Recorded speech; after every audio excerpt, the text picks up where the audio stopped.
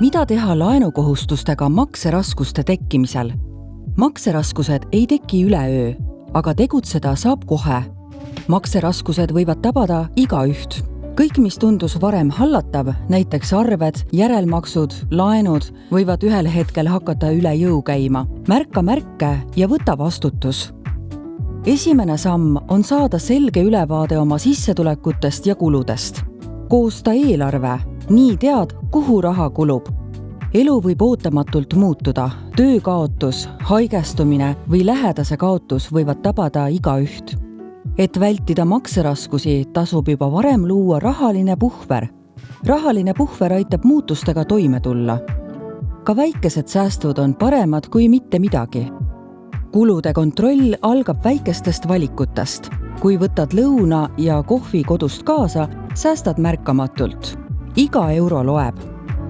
Pea meeles, et asjad ei anna meelerahu. Me ei vaja kindlat elustandardit, me lihtsalt tahame seda. Rahaline tasakaal algab teadlikest otsustest ja julgusest otsida abi. Uut laenu võttes ei tasu loota ootamatule rahaõnnele ega tasuvamale tööle. Laenu ei kustuta lootus, vaid tegutsemine.